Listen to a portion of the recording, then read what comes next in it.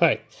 So this is my Music Maker keyboard, and today we're gonna make some modifications to it. I picked it up online for $10 plus shipping and handling.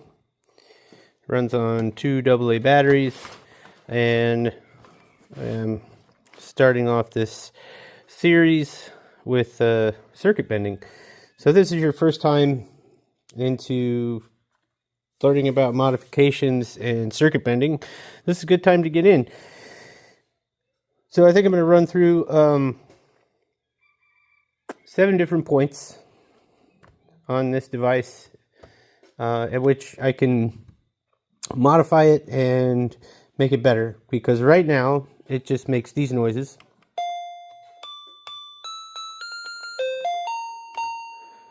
And they're okay, but we can make them better. So one of the first things I'm going to do, because right now you can't see that there's a way to shut it off, so it's just kind of on all the time. So what I'm going to do is add a power switch as well as a power LED. So stay with me and I will show you how to do that. So to add the power switch, I've got to take out some screws in the back here, which I've already done. And then just take the shell off real careful like. This one's a pretty easy circuit bend. It's not too complicated. If you'll notice, it's just this one board and just this blob. So inside this blob, let's see if we can get a little closer. Inside this blob, there is basically the oscillator and the other timing circuits to make the sounds that this is making.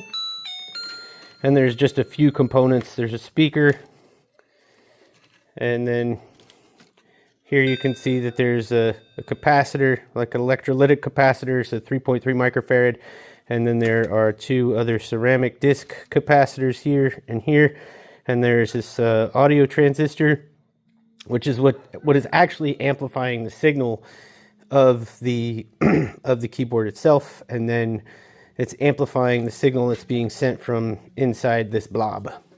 And there are also 2 resistors. But I digress. Today, I am going to take this this red wire, and I'm going to split it in half. I'm going to put a switch in the middle of it, as well as a LED with a resistor in series, and we will then have a power off on switch, in which we will be able to mount somewhere on the frame, probably in here somewhere. That seems like a nice place to mount an on-off switch. Oh yeah, maybe in there. Yeah. Alright, so what I'm going to do is add a switch to break the circuit for the battery. I'm going to use this toggle switch, which seems to be okay. It's a little tiny. It's kind of good because of the form factor of this keyboard. Sometimes you can use these square switches, but I find that the circular ones are a lot easier to use, just because you can drill a circular hole, you can't drill a square hole. So they're a lot easier to deal with. First things first, though, we definitely want to make sure that the batteries are out and the power is off. So we'll go ahead and take the batteries out. And we'll use our multimeter. That's this guy here. If you don't know what the multimeter is, it's measures for potential difference in voltage or resistance or anything like that. So take the red lead here and the black lead here, and we have 0 volts. So always remember, do not work on anything live if you can help it, or energized or powered. But most of the time, when you're working on small DC circuits like this, the risk is sort of minimal, but you definitely don't want to short something together and damage an amplifier or possibly an integrated circuit chip that's actually driving your keyboard. That would be bad. Anyway, so I'm going to go ahead and I'm going to cut this wire, and then I'm going to put this switch in line with it, as well as an LED, and I'll do that after this. Alright, so here are some LEDs. This is the one that I'm going to use. It's actually in a housing, which is very nice. So the LEDs come in various different sizes. Now they're kind of like surface mount in strips. These are actually like little light bulb kind of shapes. There's another, that's a LED holder. There's a bigger LED. That thing's gigantic. It's kind of cool to use every once in a while for, you know, just some fun circuit bending activity.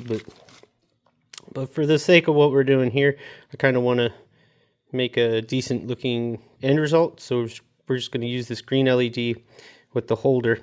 There's another thing that could be said about LEDs, that you definitely need to have at least 100 ohm resistor in line with the positive leg, which is the longer leg, due to the fact that the LED will not take on a full load of current and it will blow it. So you don't want to do that because you blow up your LED. But usually you could kind of look online on Google or something and say, hey, what is the best resistor to use in line with a green LED, a red LED, a blue LED, and they're usually varied in the kind of resistors that you would use. And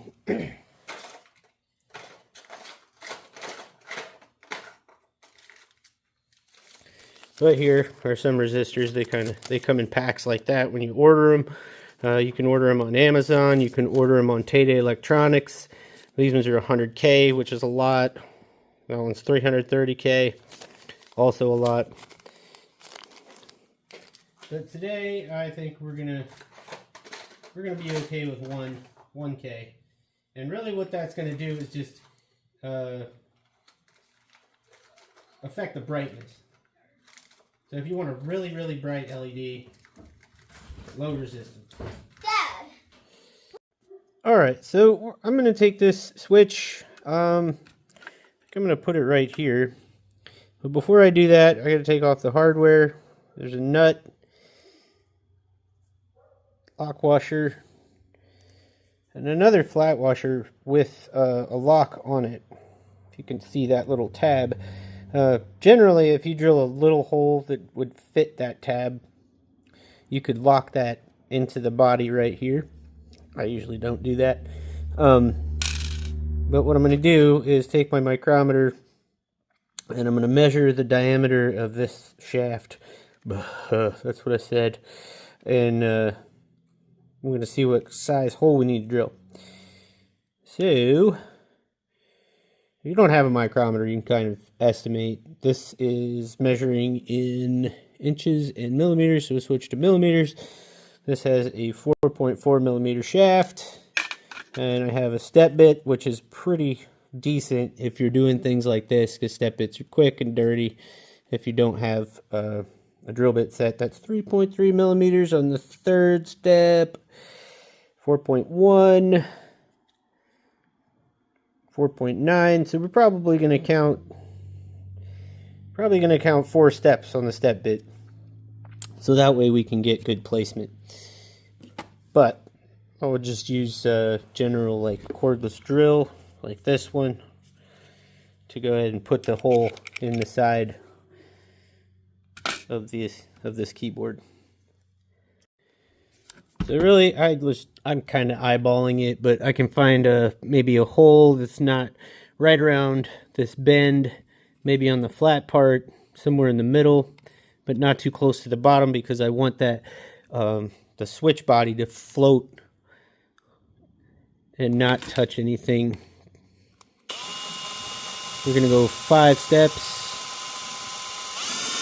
Oh man, yeah, we gotta be careful with this plastic because it'll run right through. So you get a little bit. If you go too far, you wallow out your hole and you'll be in a lot of trouble. So